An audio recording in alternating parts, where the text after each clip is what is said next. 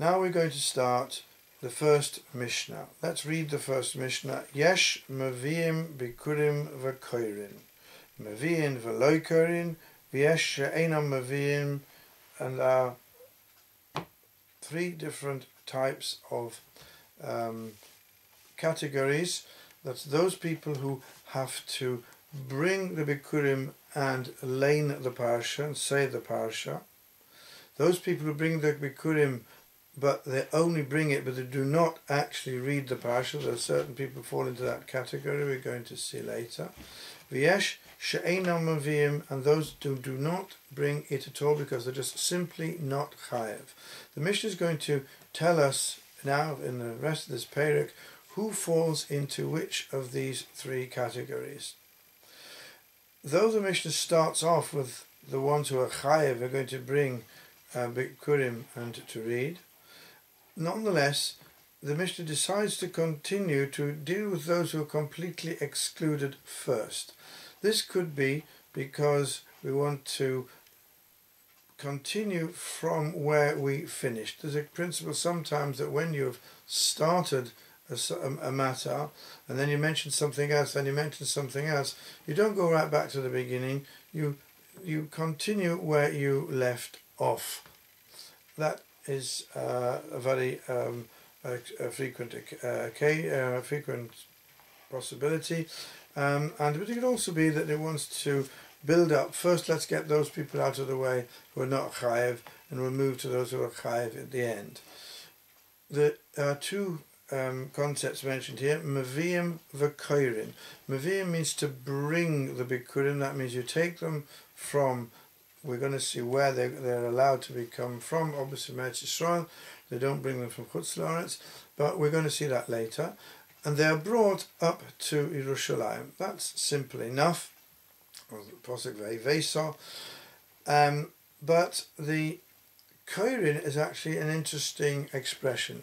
When we talk about Maisa, we talk about vidui, making a confession over the Maisa.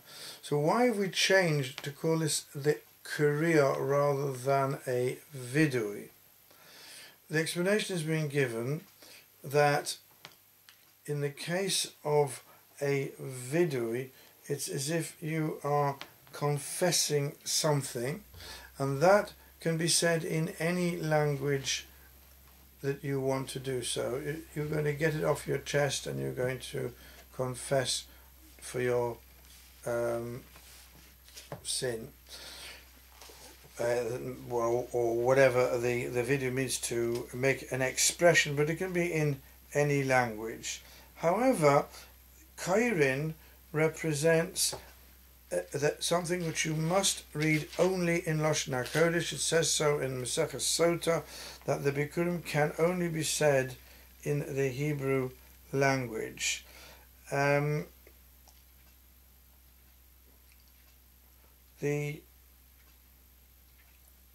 Mefarshim explain that it is because it's actually a different manner in which it is presented.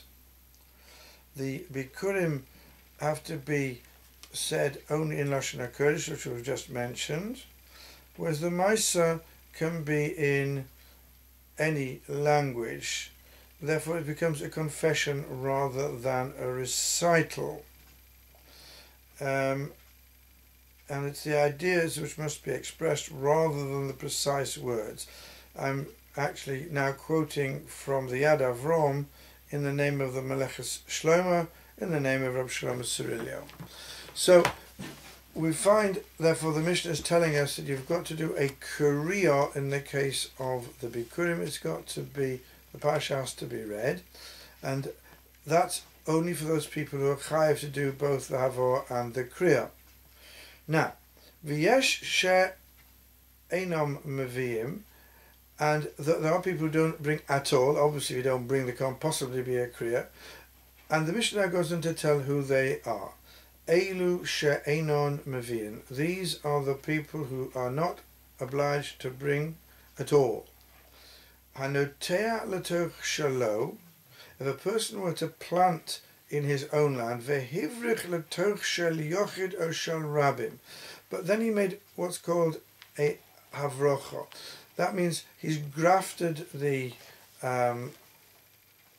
branch from the tree. He's taken his branch from the tree and he's planted it underneath the ground, and then it comes out at a different point. If this comes out in somebody else's property or in public property, you might have thought in public property he's also entitled to use public property. No, says the Mishnah, if it's not his own personal land, then the cannot be a din of Bikurim, because Bikurim depends upon having ownership of the land in which the tree is situate. And since there's been a havrocha, and that means that the part which comes out at the other end clearly is not chayav, because it's not his, it's in somebody else's land. But since some of the yanika, some of the strength of which a tree is deriving is coming from outside his own property, there is no chiyuv to bring bikurim at all. If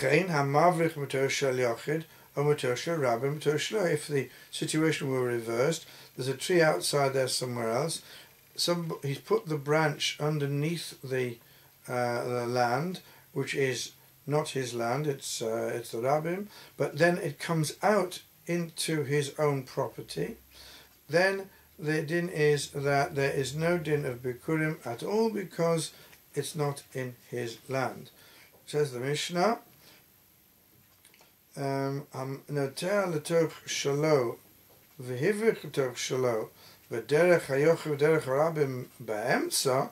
Now we have a situation where he planted in his own land, and he's got a field a little way away, and the havrocha, that means the grafting is, the plantation is gone underneath the intervening land, and it's come out at the other end, so that when it comes out it's also in his land. So it's now both at the beginning and at the end in his land, only in the middle it's gone through underneath the ground through somebody else's property.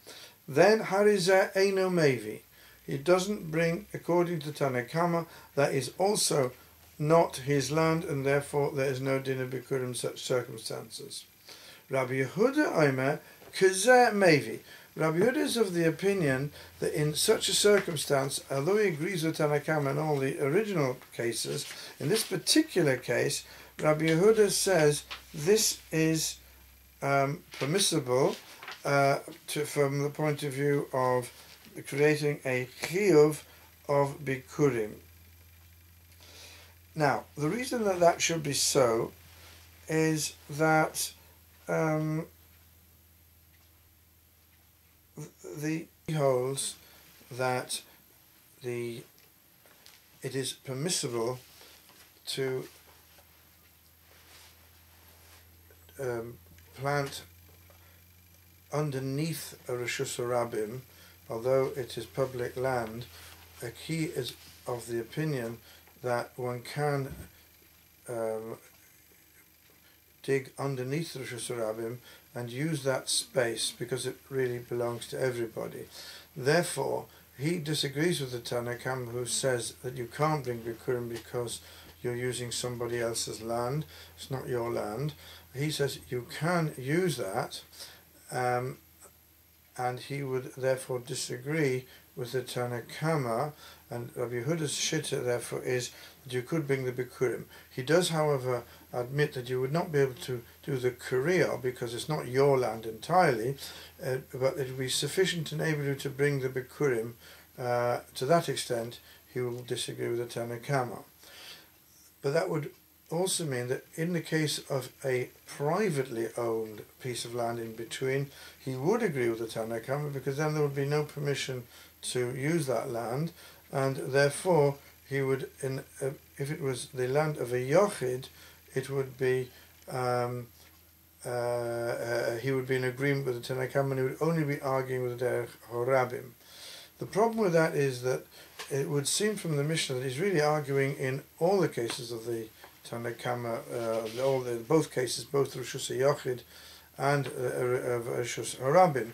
And therefore, some people say that when the Mishnah talks about Derech HaRabim and Derech HaYachid, it's not actually talking about land owned by the public and land owned by an individual. It's all land owned by the public. And Derech HaRabim means a very wide strip of land, 16 amos. It's called Derech HaRabim. If it's that wide, that's about 30 feet.